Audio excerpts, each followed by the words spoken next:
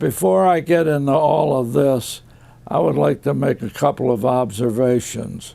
War is hell. War's not like the movies. In the Marine Corps, you never moved at night. You're liable to get shot. That's one observation. Another observation, fighting in the Pacific was totally different than fighting in Europe. In Europe, they were going after cities, whereas in the Pacific, we were going after hills and caves to dig them out. I'm not saying one was better or worse than the other. I'm only making an observation of the difference between the two. I spent 3 months at Parris Island as a boot. After 3 months at Parris Island, I went to New River, North Carolina, and spent 3 more months in a little more sophisticated training.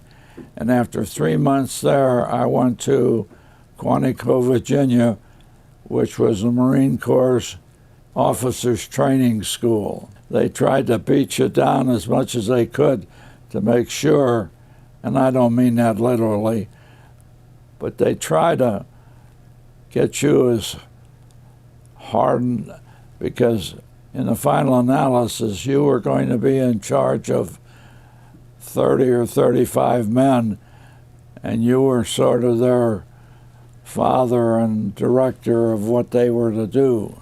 And after Quantico, we were shipped to California, and we spent some time making rubber boat landings there. And we were there for about 3 months. That was quite nice, because we were given the privileges of going to some of the movie stars' homes and spending a Sunday in their home with them, and it was something we didn't expect. We went to an island called Pavuvu, which was a very small island. We were using live fire, and we had a bazooka there, and I was worried about a bazooka. You put a missile in it, in effect, and the fellow in the back lines up all the wires and bing. And that's when I got my first experience of combat. I went down there and said, now you be very careful. The tube's empty and the wires are right. I got halfway back up on the hill, and that thing went off on the tube. Well, you just can imagine what happened. What we did there is we became a part of the group that landed at Peleliu. Now, the Peleliu landing was altogether different than the landing at Okinawa. The Peleliu landing was met with resistance, and the casualties were very high. Okinawa, however, was, I think, was the largest island we had ever encountered. It was roughly 60 miles long and 10 miles wide.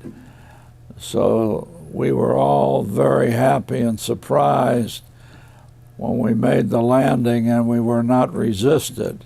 I happened to be in the third wave, and as we were going in, we saw our boats coming back with thumbs up, so that was a good sign for us. The Japanese decided that they would defend Okinawa on the hills and in the caves about middle way down the island. However, they wanted to make sure that the northern part of the island was cleared out. So they sent a part of Able Company, of which I was a part. I had the 2nd platoon, and on the 4th day, we met resistance, and I was firing my carbine in a combat situation, and all of a sudden I felt myself laying flat on my back. I had been hit. I took a bullet in my abdomen, and I laid there until these stretcher bearers came up, and they put me on a jeep and took me back to the beachhead. I laid there for a while, and it was a cold, nasty morning. Finally, they took us out to it was not hospital ship per se. It was an AKA where they took members who were wounded. And going out there, I had a fellow in the boat. He must have been hit pretty good because he was bleeding enough that the blood was dripping through the canvas. And we got out to the AKA, and the skipper of the ship said, "I'm sorry, I can't take you aboard, it's too rough." Out there they have waves like they do in California. The waves go up, and a normal wave, when it goes up, it sort of rolls over. But out there, these waves go up, and then they drop straight down. Well, you can imagine when you're in small craft, it's pretty dangerous. We couldn't do anything but go back to the beach, and when we got back to the beach, the medical captain, said, "What are you doing here?" And we said, "The captain of the ship will not take us aboard, it's too rough." He said, "Well, let me go aboard with you, and we'll go out there again." So we went out again, and the medical captain says, "I would like to see the captain of the ship." And the captain of the ship came out, and he said, "Well, what could I do for you?" And the medical captain said to him, "Sir, if you don't take any of these members aboard and they die, I will hold you personally responsible." All of a sudden, the cherry picker came out. They put you in sort of a basket, a metal basket, and they tied the line to the cherry picker and picked you up and swung you aboard. That's how we happened to get aboard. Otherwise, I don't know what would have happened to us. The ship then took us to Guam. On the way down, I was operated on in the AKA. They had medical facilities there. I was in the hospital at Guam for 2 or 3 weeks, and like most young lieutenants, they were gung-ho to get back to their troops. But prior to going back, the colonel in charge of the installation there called me in one day and said, "Sir, I'd like to present you with the Purple Heart," and all of that sort of business. I said, "Thank you, sir." I was sent back to Okinawa. I took over the mortars. But every night, we'd set up our defensive position, and at the very end, there was a ridge called Kanishi Ridge. And we offered the Japanese to surrender, but they refused to surrender. Now, we're dealing in rice paddies where it's very difficult to move. But Charlie Company decided to move some men up on the ridge at night, and successfully they did that. Now, the next day, Able Company moved up in tanks, and we went up on the ridge to defend our people up there in case the Japanese would try to counterattack.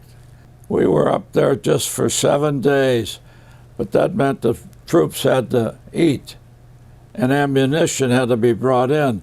And TBFs used to come in, and a TBF, in case you might not know, is torpedoes.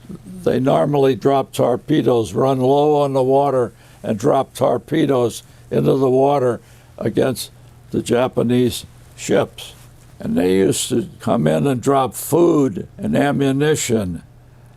And I'll tell you, that was a real fiasco. You felt like you were in a ball game. I saw a kid get hit with one of those bags, and he was thrown 20 feet in the air. Lucky he wasn't killed. But finally, the Japanese admit that they were defeated, and we were sent up to the north end of the island at Okinawa. We stayed there for a while, and then we went to another little island called Kumashima. The Japs still had some radio stations there, and we went over and we had to walk around the island and find them and take care of them. And after we left there, we went to China and spent some time in a little city on China called Qingming Tao. Well, I went home, and we were home for a week, and we went to Chicago because we wanted to meet with the wife of one of our lieutenants who had been killed on Okinawa. And we spent a very nice dinner. His name was Tom Cook. He was a great Marine. And that was basketball season when I went back. And we used to go to games after every game. We'd go down to the bar and be thankful we were there at the bar. God took care of us.